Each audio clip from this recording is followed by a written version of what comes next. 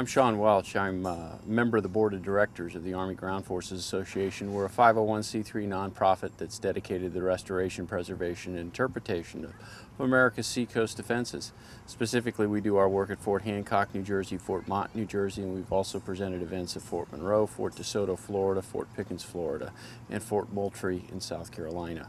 Our pride and joy, so to speak, is the battery at Fort Hancock, Battery Gunnison New Peck, and that's the structure that's behind me. In fact, the door that opens up here is into the plotting room. We do about 60% of our time are work weekends, and the other 40% is public events, and this weekend is a work weekend. So we are a little messy and a little disheveled, but we hope you enjoy what you see. Plus we have a National Park Service program that will take place this evening, an informal discussion of what is living history. A 6-inch M1900 Seacoast artillery rifle. This particular rifle was manufactured in 1903 at Watervliet Arsenal, and the carriage was manufactured at Watertown Arsenal, both in New York. In the background you'll hear radio shows playing from 1943. Our interpretation of Battery Gunnison is as it was in the summer of 1943. This battery was converted from a disappearing gun carriage battery to a barbette gun carriage. The barbette gun is what you see right now. And the purpose behind that was to get a gun that would fire faster and was more accurate, and this gun actually did perform better than the 6-inch disappearing gun. The decision to make the conversion was made in November 1942. The orders were issued in February of 1943, and by April 21st, 1943, this gun was sitting in the position you see now. This battery was fully functional by the summer of 1943 and served as both a member of the Ambrose Groupment, whose mission was to guard the minefields and protect against small craft, and its primary mission was as the examination battery for the Harbor Entrance Control Post. The Harbor Entrance Control Post is a joint Army-Navy operation where the Navy is in the lead, and the purpose is to control shipping as it goes in and out of the harbor. In this particular instance, this is Harbor Control Post number 1, which was on top of Battery Potter, and its purpose was to control shipping coming into the harbor. What is significant about that is the German Navy was looking at ways to bottle up this harbor. That is important because 60% of the supplies that went to Europe to support the war in Europe left from New York Harbor. Sinking a ship or disabling a ship in the entrance channel would bottle the harbor up for at least a month, and that would be a very disastrous activity for the Allied forces. Therefore, this battery existed to make sure folks behaved. We've documented 13 occasions where this battery has fired on directions of the Harbor Entrance Control Post at ships that were not following the instructions of either the Harbor Entrance Command Post or the lighthouse ship, which was known as the exam vessel, the Ambrose Lighthouse ship to be exact. This gun was served by a crew of 15 men on the gun platform and another 10 men inside the magazine. Fire control was provided at 3 different stations. The total complement of the battery was 68 personnel, nominally commanded by a captain. This is one of the smaller batteries in the harbor defenses. The batteries went all the way up to the 16-inch gun Battery Lewis, which had over 300 men and fire control stations spread over 20 miles to the coastline.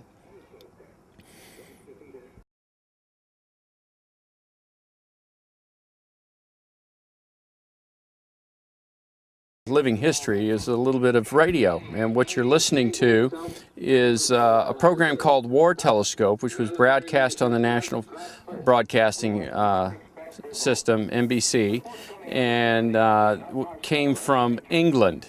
We come to the same equation of war presented in 1918, and the same great strategic planning is working out in the same direction. Only this time, the big land front operation is in Russia.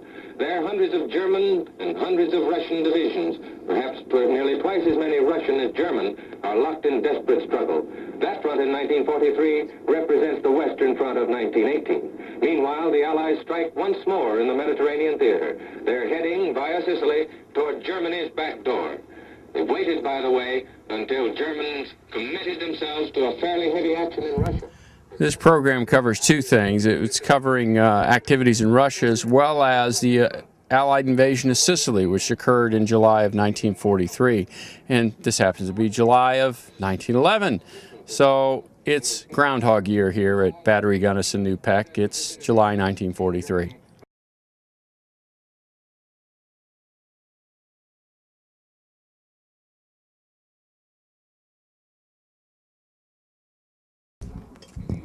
We've put a lot of work into this gun, and one of the things that we worked on was the ability to traverse it and elevate it. And you see Sergeant Weaver over here in the Army blue denim uniform is elevating the gun tube.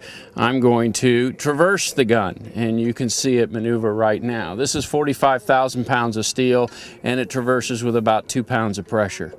There's about a degree of slop in the gearage, so we got to figure out how to solve that. But then again, this is 1911, and we're not shooting at ships. But this gives the public a feel for how this gun functioned.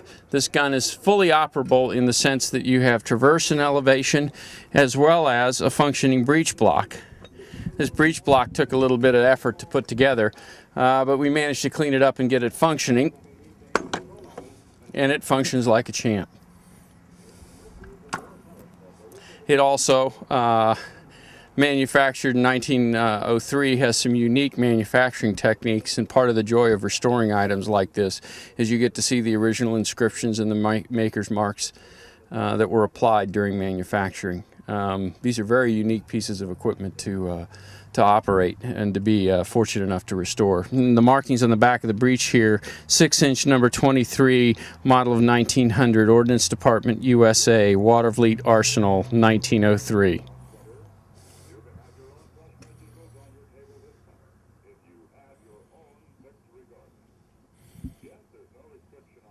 And in the background, you can hear a war ad that talks about your own victory garden in 1943. And even soldiers had gardens to help lessen the burden and make sure there's enough food to go around. Because the United States did not only feed its 9 million man army, it fed most of the armies of the free world. As you watch Sergeant Weaver, he's elevating the gun. Now, one of the issues with elevating the gun is we need to get inside and clean out some of the gearing systems, and it's very difficult to elevate it. The gun's also missing a major counterweight, as well as the counter recoil and recuperator systems are minus from this particular weapon. Therefore, the weight that would be in the back end of the weapon is not present. That's about 500 pounds. Usually when we're elevating the gun, we'll put 5 or 6 guys on the back of the breech block assembly and elevate it that way.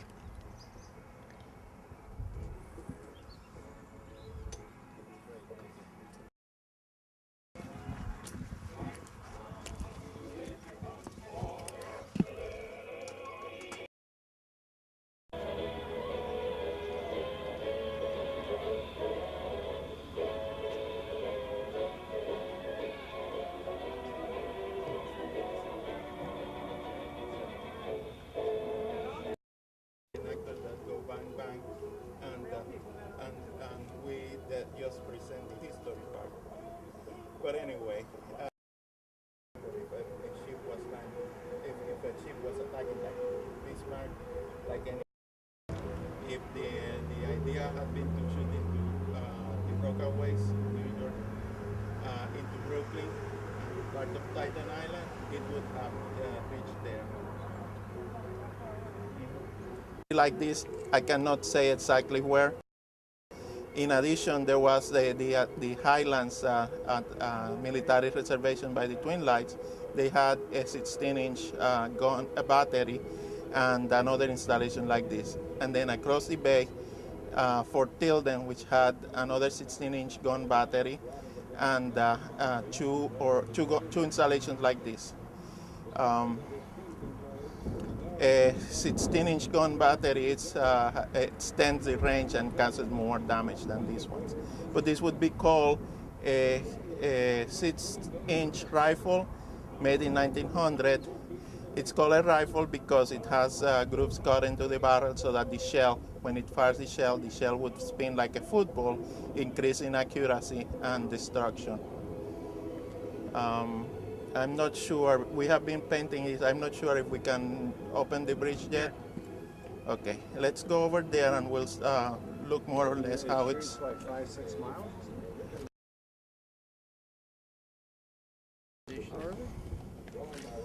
On paper, it's 9 2/3 miles, basically. Okay, and you see that's the shell is inserted there, it's rammed into, then a gunpowder bag is inserted. The breech is closed. Then when it's closed, a primer is inserted right there. And when it's ready to fire, an electrical circuit makes the primer go bang, and that ignites the gunpowder bag, which is what pushes the shell out. It's fired by. You were in the room that the plotting room that I was telling you. The soldiers would get that data over here via telephone. Those black boxes, that's where the telephones were. One soldier would stand in here. He would set the gun for range, and if you see in this wheel, there is some gradations. That's yards to how far, depending on how he twists the wheel, the gun will elevate, and then it's set for there. And the other soldier in that side would set the gun on azimuth. So they would be told what degree it had to be on from inside. We started doing demonstrations with that gun over there, but when we started working on this one, we found this one moves. There was just two. They were disappearing guns. They were 6-inch disappearing guns, and these are 6-inch Repet guns, but these had a further range and are more accurate. So during the Second World War, this was built in 1904, and the disappearing guns were down at the lower deck, and they would pop up over the parapet wall here and fire, and then they would drop back down. And you know the trouble is, they could only elevate so far, and they weren't very, they were accurate, but these were more accurate. So when the Second World War broke out, then they decided these guns were up the beach a little bit, so they moved them down here, built this up with concrete, put these in position. These are the only two guns that remain of the original guns that were built, that were installed at this fortification, representative of the Second World War. As I understand, they were removed when this fort became park property. They were removed to the Smithsonian, and the Smithsonian didn't want them, didn't do anything with them, and then so they were returned over here. And the Park Service has been able to keep them. And You to restore them. I had the bell on when you were downstairs. No, yeah, when the plotting was around, and that had to be fast and accurate, and so every 15 seconds, like he said, that bell rings, and Wreck a whole ship. although the disappearing guns, like he said earlier, were obsolete by the Second World War. It's in Panama, in Panama, in many other fortifications in the United States, Corregidor, Philippines. Those were the only weapons the United States had, and in the Philippines and Corregidor they were used. And the problem with those guns was that there was no protection from the air, so that airplanes would be able to bombard and attack the servers. And at that point, the guns on other installations, the United States started building casemates. What are the guns that are back? Kingman and Mills. Kingman and Mills are 12-inch. I think 12-inch. Those, the men did not carry those shells. Those weighed a lot more, so they had tracks in the ceiling and chain hoisting. They would grab a shell and hoist it up and move it around. Then they would have electric shell hoist to bring it up. I forget exactly how much. I think they weighed 200 pounds. Because I know the 16-inch shell weighs 2,000 pounds. So the 12-inch must be somewhere around 1,800. The 16-inch shells are about 105, so 6 and 12. 6 and 6 is 12, so 100 and 100 is about 200. There was really no danger of air attack, right? We had anti-aircraft batteries and searchlights. Oh, okay, to protect us. In fact, we do have a working searchlight, not here at Fort Mott. Actually, we've got 2 searchlights. Tell them about the power of the searchlight. It's like the sun. 800 billion candle power. And it shines, you can see from outer space. It shines 5 miles. And what they also did was, in the back of the searchlight, there was like cannon claws. Some were for the generator, it was DC. Another one might be for like earphones. They would listen for airplane engines, and if they would find airplane engines, then that searchlight, wherever this instrument was pointing, that searchlight was pointing. Then that was also connected to the anti-aircraft battery, and the searchlight was pointing, so it was the gun. So as everything's moving around, Well, they never had any enemy aircraft come over, right? no, but the German U-boats did mine the harbor.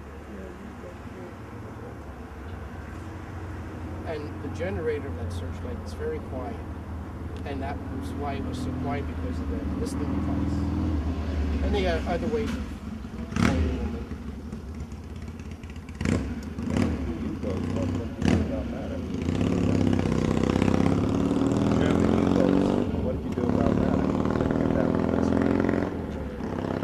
No, what we had was a mine case made. We had our own mines in the harbor, and they had a plotter because we knew where our mines were, and they would plot the same ship, and when the ship was over the mine, then they could detonate the mine from it. Back then, the defense of the harbors was a joint Navy-Army responsibility.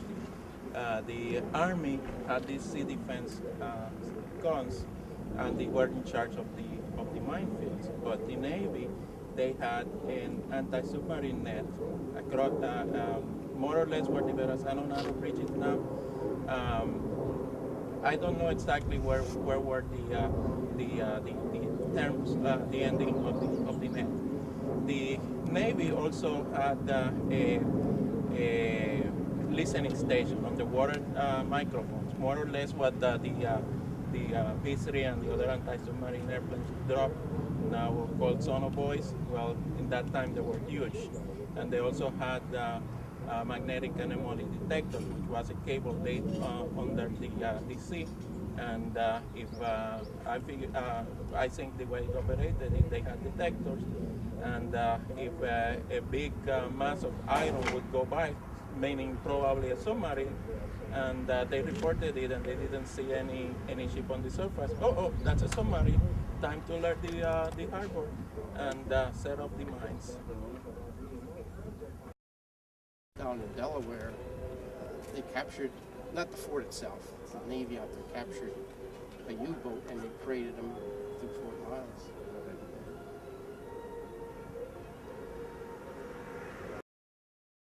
Oh, you had the bells and whistles.